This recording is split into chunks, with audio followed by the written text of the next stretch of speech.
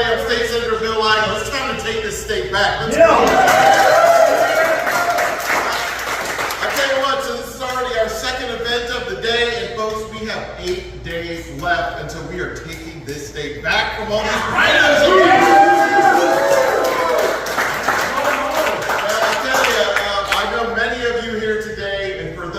Some of you have been supporting my candidacy for almost 2 years now, and I just want to take a moment and thank you for everyone that has come and been a part of this campaign, who has knocked doors for this campaign, who has made phone calls for this campaign, who have made small donations for this campaign, or large donations to this campaign. All of you have played such an integral role, and I want to thank everybody for that most important ingredient in this campaign, prayers.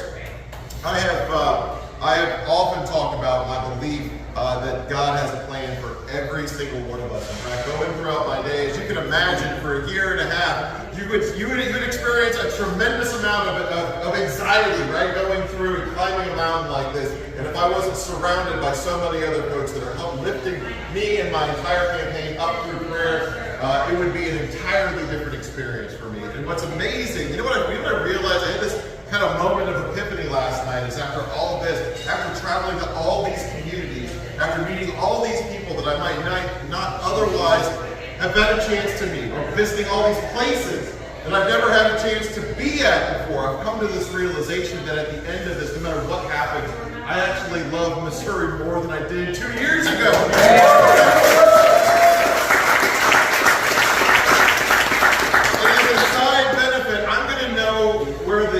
Place to eat at is in every small town in our state.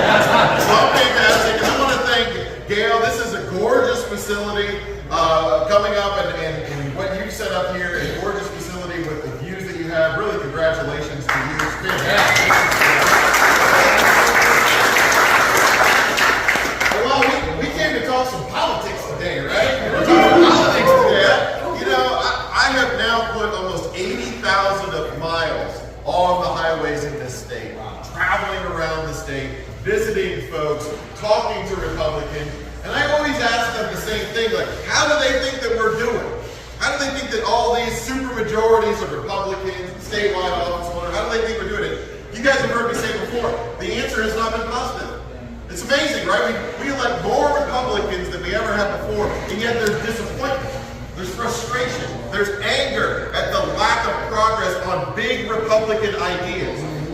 And right now, right at this very moment, I believe there are millions of Missourians praying that we're finally going to do something about it, that we're finally going to deliver that Missouri that I know that you want, because you show up every 2 years on the first Tuesday in November and you demand this Missouri. And the only reason you haven't gotten this Missouri is not because of our principles being wrong. It's because our politicians are weak. It's time to stop that.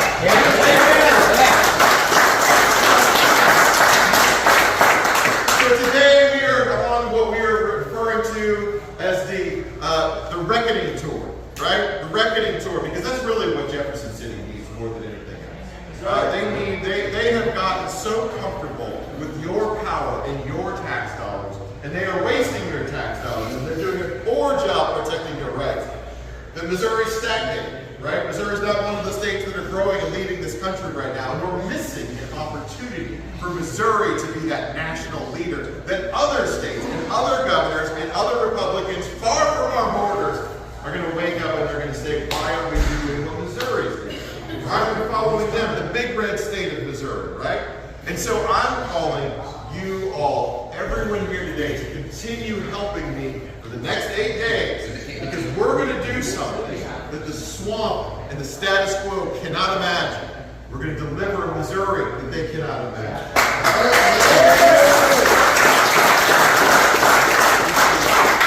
What does that Missouri look like? Let's go through the list. Number 1, under an Eigel administration, the first day I take on as office, we are going to begin the statewide arrest and deportation of every single one of the 70,000.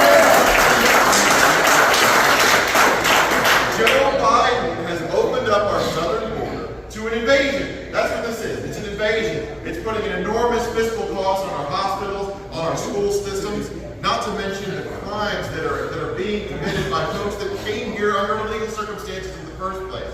And then regimes in places like St. Louis City and Kansas City who don't like putting bad guys in jail in the first place have allowed it to go on. And then we've seen no action, no intervention from our leaders in Jefferson City. They've done nothing.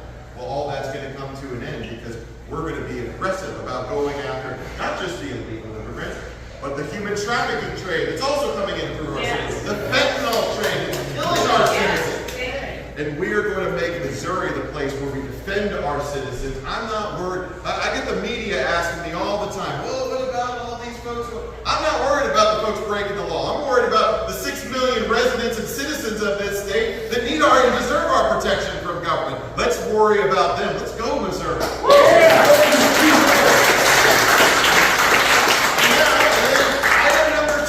Some of you may consider this your favorite item on the list. You know what we're going to do under an Eigel administration?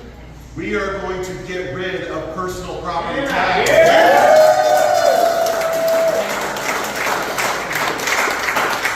The reality is, right now, we are paying twice per person in this state for local and state services, fire departments, schools, police departments, what other big red states are paying. None of the problems in the state have anything to do with not enough of your money going to government somewhere. Although we're going to take some more of your money. We can take plenty of Ike's money. Oh, okay, right. Okay. But we have, most states have already gotten rid of personal property. The idea that you should have to pay rent on your car or your boat every December 1st for the crime of owning it is nuts. 29 other states have already gotten rid of personal property tax. And Missouri, under an Eigel administration, is going to be the 30th. Let's go, Missouri.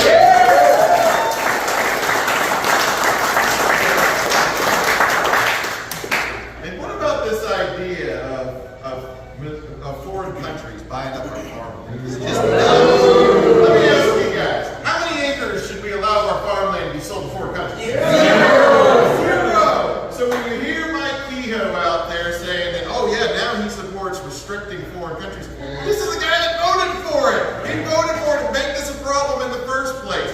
So we're not only, as your governor, am I going to make sure that we don't sell a single additional acre of our farmland to any foreign country. I'm going to follow in the footsteps of Governor Sarah Huckabee Sanders down in Arkansas. We're going to get back every single square inch of Missouri that we've lost. Missouri's going to be owned by Missourians, or at least Americans.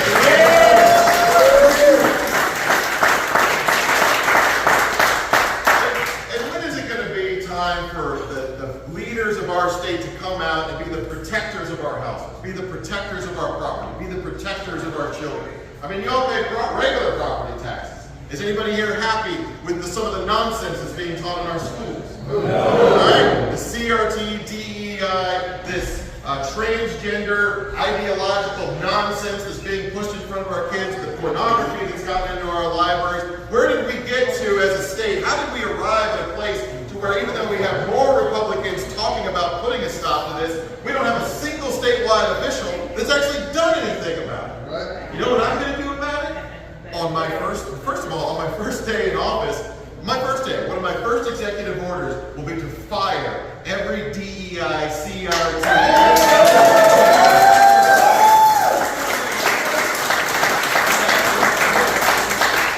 And then we're going to go after the source of this nonsense. I'm going to stop taking all this federal money coming from the federal Department of Education, and we're going to go after, I'm going to do what Republicans have just been talking about for more than a decade. We are going to go after one of the worst bureaucracies in Jefferson City, and we're going to start dismantling the Department of Elementary and Secondary Education.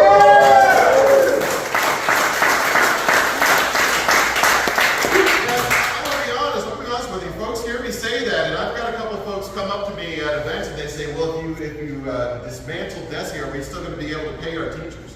Yes. Let me tell you, I'm going to make another commitment to you right here, right now. Right, we gave about a 8 to 10% raise to our teachers in the previous state budget that we just passed a couple months ago. It's one of the few things in that budget that we actually did right. You know how much that 8 to 10% pay raise cost? About $18 million. $18 million out of a $52 billion budget. So after we get rid of a bureaucracy that is costing our state hundreds of millions of dollars, I'm going to make a commitment to you that not only are we going to get rid of personal property tax and income taxes, and we're going to get rid of the bureaucracy, we're still going to have a state that's going to have the best paid teachers in this country, because that's the priority. And all of these things can be accomplished if we would just have the one thing in Jefferson City that we're missing, an actual Republican in the governor's mansion, right? Yeah.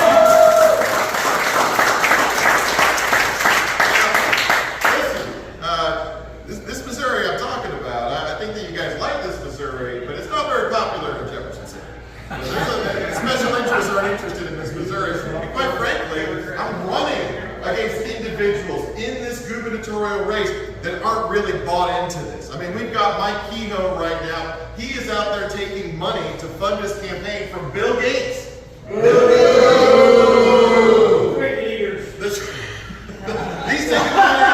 He's taking money from the worst among our country to fund his message and trying to fool people into not knowing that he's actually a liberal rhino. We've got problems in our election, and the Secretary of State, Jay Ashcroft, took millions of dollars of Zuckerbucks to influence our election, right?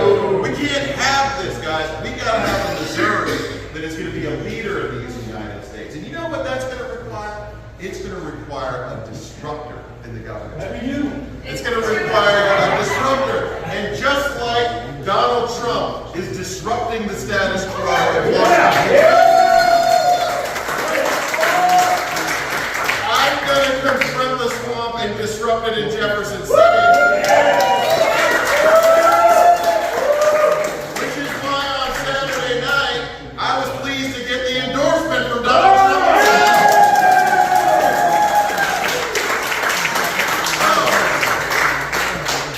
For those of you that don't, I feel like so many of these speeches have occurred in our state by so many politicians for years, for decades, right? And everybody promises the same thing, but then they have too much weakness in their spines and in their hearts or in their souls to follow through on this.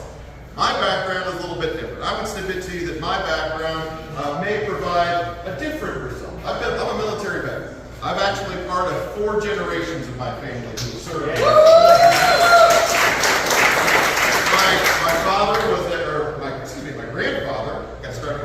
My grandfather was a cook for the U.S. Army back in World War II. My father was a pilot for the Air Force back in the Vietnam War. Both my wife and I are aircraft maintenance officers. Were aircraft maintenance officers. I didn't have any gray hair back in those days. We're aircraft maintenance officers. And most recently, my son Kevin became one of the Navy's newest sailors. And so he's going to be... He got me a t-shirt for Christmas that says Navy Dad on it. Which for an Air Force veteran, I mean, that young man's going places, I'm telling you. So it's been a natural part of my family to push back against America's enemies. I've been doing it for a long time, actually. And so it's natural for me to realize that a lot of America's enemies are no longer outside of our borders. They're inside our borders. They're in our places of power. They're in Washington. They're all over Washington, D.C. They're in Jefferson City. They are doing everything they can to enable and enrich themselves to your detriment. And they are desperately hoping that they can scare the people of this state into picking one of their candidates on August 6th that will keep the good times going and powerful in Jefferson City. Don't believe it. Don't buy it. In addition to his son, I've also got a daughter. And the reason that I got involved in politics and why, a big reason, one of the many reasons why I'm involved in the campaign to be your next governor today, is that my daughter just graduated high school just a few weeks ago. She's 18. She has a 4.0 GPA. She's beautiful. Both things that she got from her mother, not from me, right? And I know that wherever she goes or whatever she does, she's going to be very successful doing it. She's that awesome. I'm excited. But you know what? If she's going to own a business, if she's going to be successful, if she's going to find that opportunity, if she's going to have a family and God willing, there may be some grandchildren in my future somewhere, I'd like for her to find that opportunity here in the show business. I don't want her to have to move to those other red states like Texas or Tennessee or Florida, whose only difference from Missouri is the fact that they've elected someone that actually means what they say to the governor's mansion in particular. And because of that, Missouri may be stagnant, and I may have to travel many miles if we're not successful to see my children be successful. I'm guessing many of you here today have children and grandchildren, and ultimately that's what this is about. This is about delivering the Missouri we've been asking for so that every future Missouri, including everyone that hasn't been born yet, will take advantage and be able to prosper from the state that we got a chance to grow up in all the places that we've raised families or owned a business or went to work every day or went to church every single day. Future generations of Americans will find that opportunity right here in the shores. Don't be afraid of the swamp that's trying to take that away from you. Don't be afraid of the swamp that's saying absolutely silly things in these final days. It's amazing. For 8 years, I had the swamp and the media calling me a right-wing, ultra-conservative, super MAGA, hardliner Republican. That's the problem why. Yes, and now unfortunately my opponents they want you to believe I'm a flaming liberal. Well, guess what? I don't know many liberals that want to eliminate personal property tax, that want to deport the illegals, that want to protect our children, protect our farmland, and actually smile and laugh when the liberals lose their mind and cry.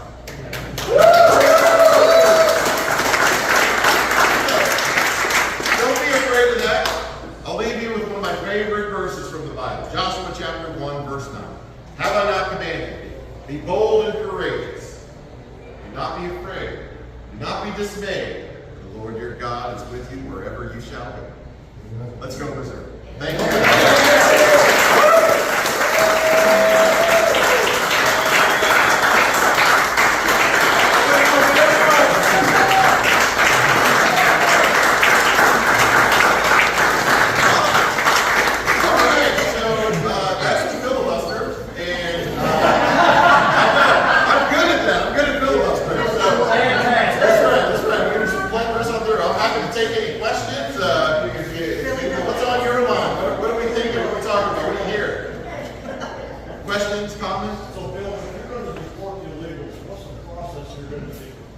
Process number one, on day one, you declare an engagement under Article 4 of the Missouri Constitution, which grants the power to the governor to repel such an engagement. That will give the authority to the Highway Patrol, every sheriff in every county in the state, and the National Guard, if necessary, to detain individuals that are suspected of being here illegally, arrest them if that's the case, and then deport them to the nearest port of entry. So that's the process. Now, we have ports of entry at our international airports, but the reality is to get 70,000, we may have to actually purchase some additional resources, buses, or have some additional facilities. I may need volunteers to drive some of the buses, so please sign up afterwards if you'd like to volunteer. We even have facilities that we could actually maintain and keep folks at as we process them through the line. We have 2 prisons actually in the state of Missouri that are in mothball status right now. We can put those into service. So there's a lot of resources at our disposal. The biggest thing that we're missing is a willingness from the governor to say this is a problem and we're going to deal with this. If we put them all in prison, we're still paying for them. Well, that's why we're going to process them through. So I have the belief that we're going to process them so quickly that there may be a short delay. But you're right. The purpose is to get them out of the state. I don't want the taxpayer. In fact, has anybody ever shared with anybody here what the cost is of having all these illegals here? Speaking of cost. Isn't it 56,000 or something? 100,000? No, 60,000 a year, somewhere around there. See, I got a lot of guesses there. So it's about $2.4 billion a year for 70,000 illegal immigrants. That's $2.4 billion. Here's what's crazy. Here's what's crazy. You know how much we collect every year in personal property tax? $1.7 billion. Think about that. We're paying more for these illegals than we're paying in personal property tax. So when somebody, I did some media interviews over the weekend, and they said, well, aren't you worried about folks that just want to take advantage of the opportunity in America? And I said, I'm worried about the 6 million people that live in this state as residents of Missouri, because that's who I took a vote to protect, or that's who I took an oath to protect. That's who we're going to be thinking about. And anybody who's here illegally, we're going to round up every one of them that we can. Every single one that we can get our hands on, we're going to get them the heck out of here. Absolutely.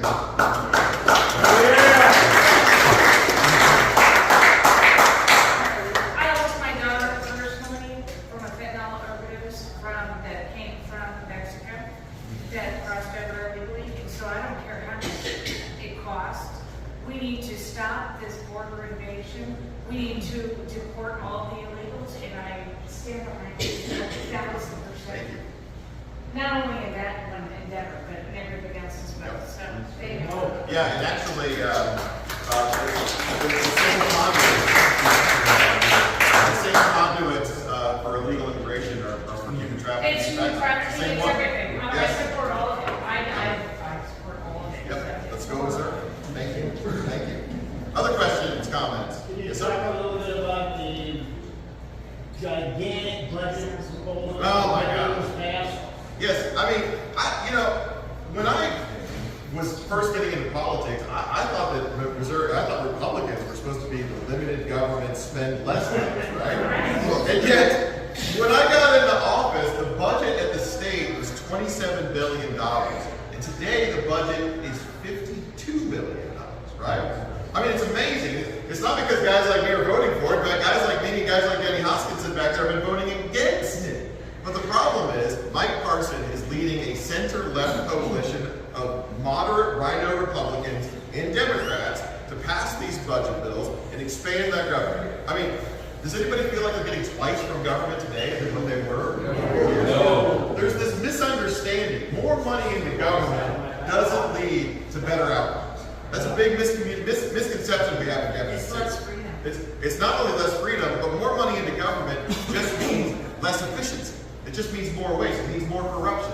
And we have now the most wasteful, and actually based on the audits we're doing of our Medicaid system, one of the most corrupt and fraudulent governments that we've ever seen in Missouri.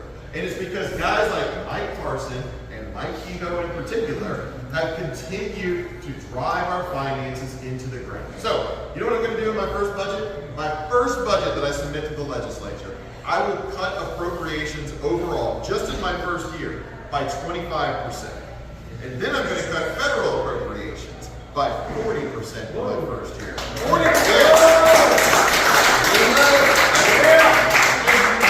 And when we do that, the federal government makes up half of our budget right now. Half of our budget. If you're getting half of your money from somebody else, who's got the power in that relationship? Right? So we're going to get the sovereignty of the state of Missouri. Yeah. That's what I'm going to do. So I continue. The fiscal finances of Missouri are an absolute train wreck right now. We're spending twice per person, as I said, what a Florida That's Kehoe. And then it's Kehoe Parson. Yeah, it is Mike Kehoe. And it's really amazing to me that Mike Kehoe, or a guy like Mike Kehoe, votes for tax increases, votes to sell our land, takes money from Bill Gates, and then he goes on TV and all his commercials, and he's like, oh, I'm a conservative. I'm a conservative. Oh, that's right, he didn't show up for the debates either. You know what? We just... So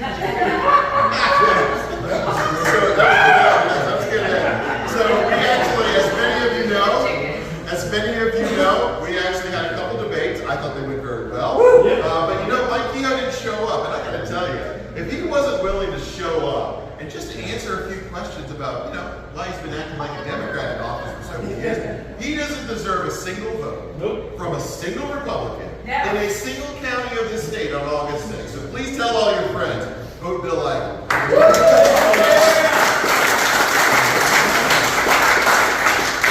How do we make sure the voting is done right and correct? Yeah. Are we going back to paper ballots? So not only are we going back to paper ballots, we're going back to the hand counting ballots. We're going to get rid of all these Joe Biden voting machines. If you're looking for a contrast between me and my two opponents, I'm supportive of eliminating the machines in our elections, and I actually sponsored legislation to do that. And then you have Mike Kehoe and Jay Ashcroft, both of whom love the machines. They want to maintain the machines. So I think that when I was in the legislature, we did some things that I refer to as low-hanging fruit. So we actually passed a bill that required a photo ID when you vote. That's low-hanging fruit. We got rid of the drop boxes. We got rid of the Zuckerbucks. That was a legislative. I was out there with some of the other Freedom Caucus members fighting for that bill. But if we want election integrity, we got to get rid of all these machines. That's the no machines, day of election voting, paper ballot.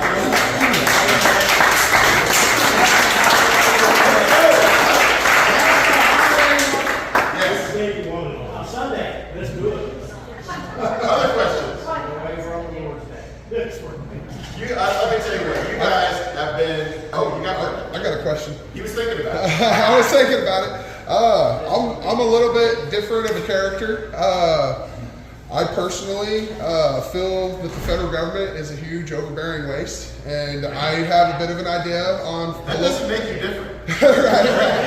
Right. I guess what does make me different is that I think that we should secede from the federal government, and I'm trying to do it on a local level. I want to create what's called a home rule charter. It's there now, and we can pass it around, and where the local community, we put the power in the local community's hands. Me personally, I don't pay income tax because I think that we're paying politicians in DC to commit crimes, and I personally, I'm running for sheriff, and I will not be an accessory to their crimes. So I'm drawing a line in the sand and say I will not pay the IRS. So therefore, I can't actually win as sheriff. I'm just trying to throw out ideas. But one of my ideas is to basically step away, secede, and keep all our money from the IRS and invest it local into the local community. Would you be interested, or would you be okay with something like that if we passed a home rule charter and Kennington decided to make more of our freedom? And would you also, per se, if you did become governor, would you pardon me for my taxes that I do owe now? Just a question, just a thought. Let me share a quick life experience that I've had. I told you I was back in the Air Force, and when I was in the Air Force back in 2004, I had a chance to be deployed overseas. I went to this former Soviet country called Turkmenistan, and when I was there, I got to see what tyranny truly looks like when big government gets out of control. And you had a dictator in charge of that country who was putting his political opponents in jail. You had a dictator that had inflated the currency almost into oblivion. You had all the things that we're talking and starting to see in America was actually already pretty far down the line in Turkmenistan. And I left Turkmenistan when I came back. I was stationed at Whiteman Air Force Base at the time. I came back with an appreciation that the United States of America is the greatest country on earth. I mean, I do believe that American experience, those American principles based in Christian values that were handed down to us from our ancestors and founding fathers, I believe those things are worth fighting.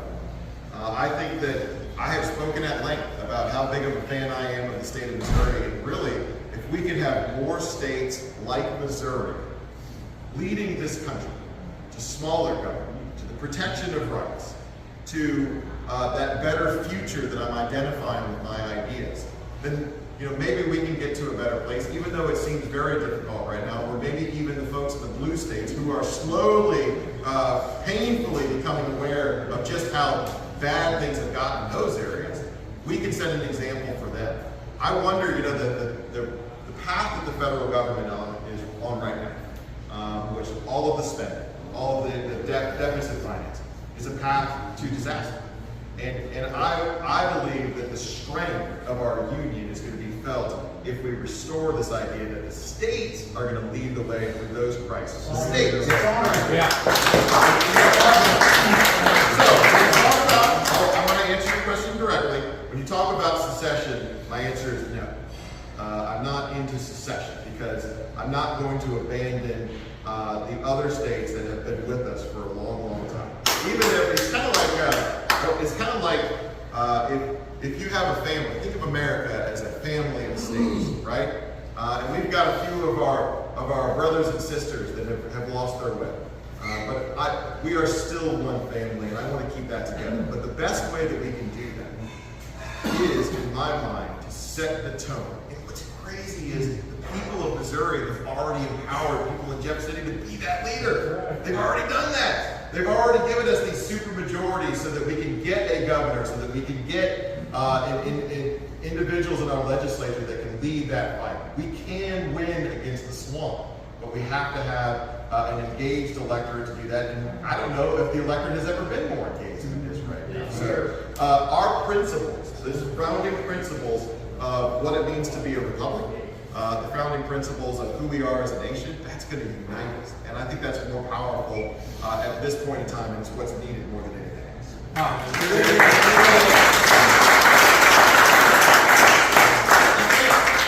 I know that you are so for our Second Amendment. I know that you will protect that with all your rights. But the unfortunate event that Kamala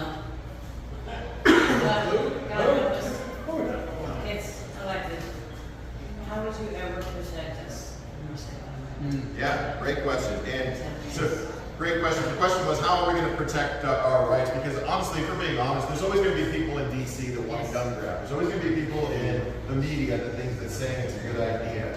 The reality, how are we going to protect ourselves from the federal government in Washington, D.C.? First thing we have to do is we have to stop taking all this federal money that's addicting kids to their control in the first place. If we do that, if we just stop taking the money, then the federal government's ability to control us is reduced by 90%, right? Now, they still have some of these three-letter agencies, I must say that word. Three-letter agencies like the IRS, the EPA, the ATF, the FBI, you name it, right? They always have these organizations that, the DNR, right? They always have these organizations that we're also going to have to directly take steps to protect our sovereignty. That's one of the reasons why I'm supportive of having constitutional sheriffs in every county in this state. We made them the chief law enforcement officer. So if you physically have ATF agents come into anywhere in this state, the Constitution itself is empowering those sheriffs to directly be the physical presence that's going to push these guys out. I can tell you, as governor, I'm going to be looking every single day to wake up and tell the federal government no. I'm going to do that through the budget. I'm going to do that through an engaged network of the law enforcement system in the state if required. There's no level that I'm not willing to go to protect our citizens. In fact, I think the Second Amendment Preservation Act, which made it illegal for state level or local entities to cooperate with the federal government in the event that they came in and tried to do some gun grabbing. I think that's a great example of legislation that could be applied in other areas. But none of these things are going to matter if we're so dependent on the federal government for the money to pay our bills that you've got all these senators or reps or governors in Jefferson City that are terrified. And if we do this, the federal government is going to retaliate. So I'm going to free this state from federal control by cutting back the budget from all the folks that are just having huge money.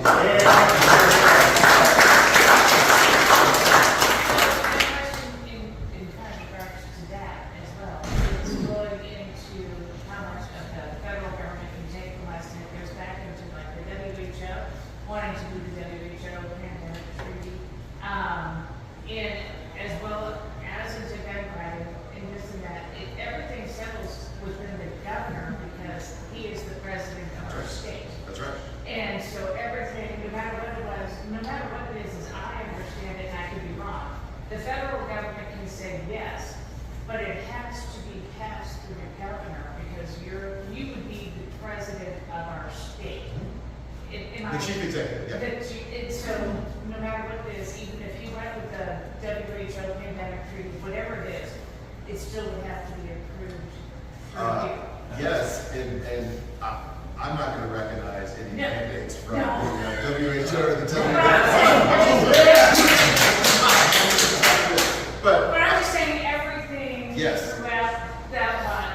Yes, the executive branch of our government is directly charged with the execution of the laws of the Constitution that protect our rights in the first place. So if you have a COVID environment, right, and you have a governor that just does nothing, right, that doesn't issue the executive orders that would protect us from the rogue health departments, that would protect us from these local health departments that, quite frankly, many people didn't even know those local health departments existed before COVID. No, they didn't. I mean, that's just a reality.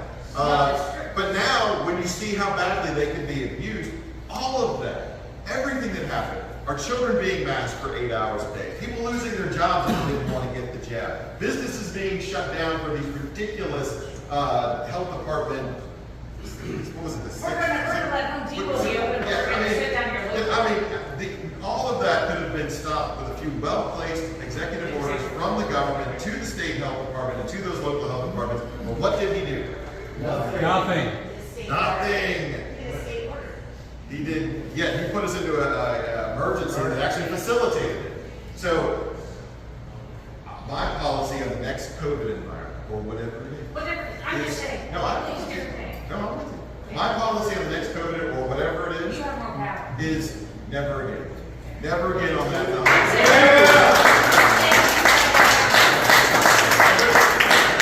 We have time for 2 more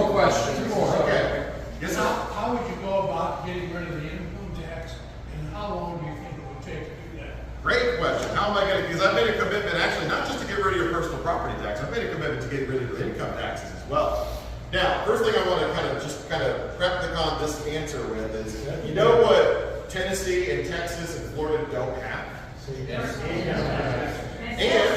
personal property tax. They don't have either one of those. So they've been able to fund, yeah, they don't have either one of those. They've been able to fund all the necessary local functions of government and state functions of government without either of those taxes. So by implication, the biggest part of the answer is we have to dramatically cut spending. So when the budget goes from $27 billion to $52 billion in 5 years, we only take in net general revenue incomes from the income tax of about $8.5 billion. That's less than a third of what we've just increased spending overall just over the past few years. And it's not because we're getting more from our government. We're just wasting it. We're wasting $2 billion in earmarks for projects like a synthetic meat laboratory for $30 million, and $50 million for a party to be thrown by the Chiefs and the Royals for the FIFA World Cup next year. So $26 million for a roadside parking. yes. Billions. So we've got billions of dollars. We're going to cut these earmarks out. I refer to this year's budget as making earmarks great again. We're going to get rid of these earmarks. Second, we're going to right size our state workforce. You know, other states our size have a workforce for a similar sized population that's half of what ours. In fact, we have out of a 55,000 person state workforce, 5,000 to 7,000 of those positions are empty right now. We're paying for them anyway. Nobody knows where the money's going.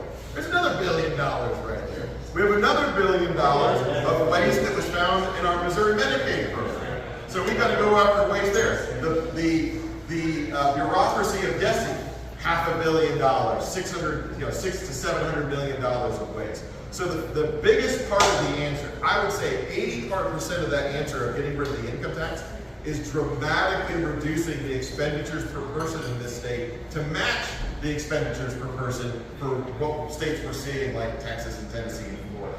So that's the biggest piece. The other 20% is probably to modify our consumption tax to reflect what those states have done as well. But overwhelmingly, the overwhelming problem is that we just spend too much money in Jefferson City. Right. I mean, just overwhelming. We're just spending way too much money. We've doubled the size of government. And if we would have spent our time cutting taxes instead of growing government. In fact, if we had kept our spending levels at 2017 spending levels, even adjusted upward for inflation, we would have had more than enough surpluses to get rid of the income tax already. But we didn't do it. That's right. Every time there's a new increase in revenues, which there is almost every single year, Mike Carson and Mike Keeman just placed it. So the big part of it, that's it. You know, when I go into Jefferson City and I say, okay, let's cut this budget, remember there's somebody getting those dollars. Somebody's getting those dollars. Some special interest is getting those dollars. Somebody's getting the earmarks, and they're not going to want those earmarks. They're not going to want them to go, right? Which is the core of the argument against why having somebody that's willing to compromise and just get along with these special interests, Mike Kehoe, is drive the bus. It's not a good way to go. When people say that I'm a mean guy down in Jefferson City, they say I'm mean to these special interests, they say I'm mean to some of my rhino colleagues, they're right, I am. But I'm the one that's willing to confront these people. I'm the one that's willing to tell them no and say, I don't care how mad you get or how much you're crying you're going to do. We're going to fix the finance of the state. We're going to get rid of income taxes. That's what I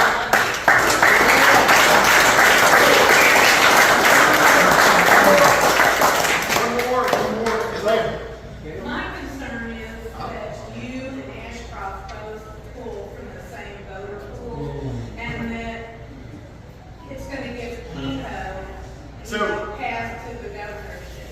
So I've heard this narrative a lot, actually. So, you know, when we do polling, we actually ask sometimes in the polling, who's your second choice, right? So we can actually see if this is the case. Now, here's what we found. People who are supporting me right now, their second choice is split pretty equally amongst Kehoe and Ashcroft, believe it or not. So if I weren't in the race, it'd probably be about the same result between those two. Kehoe's supporters, if Kehoe weren't in the race, they would overwhelmingly go to Ashcroft. Because those are typically more moderate voters that, you know, think I'm a little bit much. And they would overwhelmingly go to Ashcroft. Ashcroft's voters, though, if Ashcroft wasn't in the race, would overwhelmingly go to me.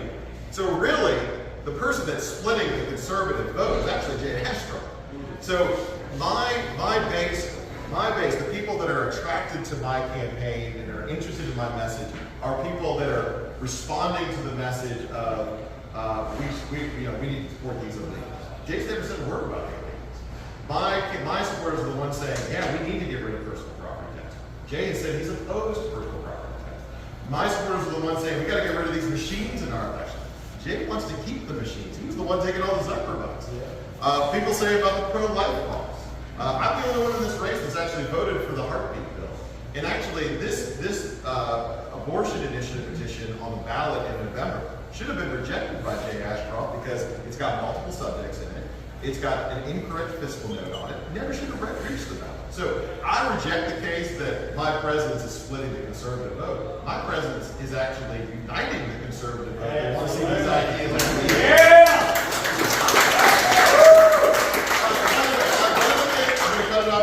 One other thing, just so you know, a new poll came out this morning, and I'm within the margin of error in the first place tie with Mike Keogh and Jay Ashcroft.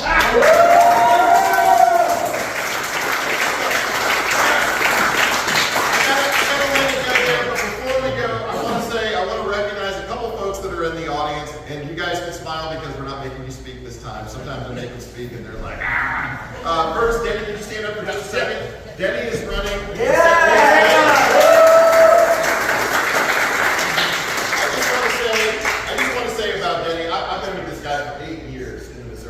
Nobody has been a part of more fights for your liberty in the Missouri Senate than that man right there in the red jacket.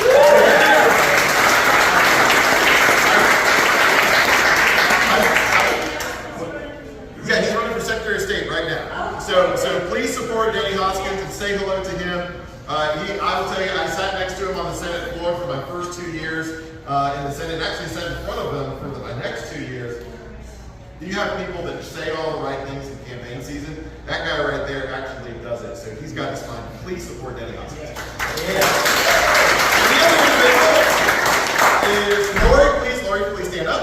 Lori is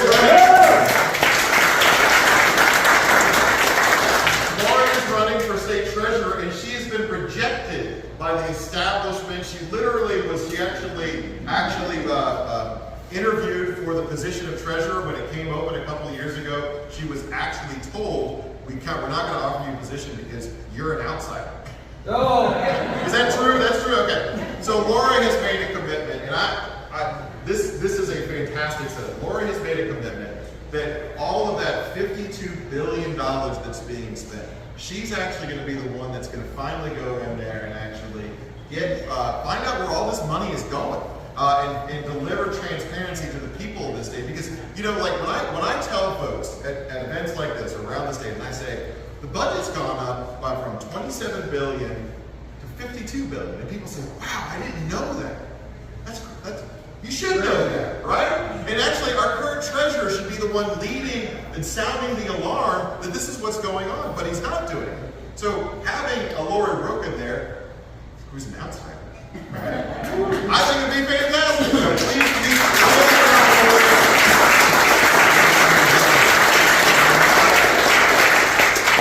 I just want to say, Gail, thank you again. Gail has been watching this for years. Thank you so much for supporting the campaign. We've got some leaders up here. Ike Skelton has been supporting my campaign. You guys are fantastic.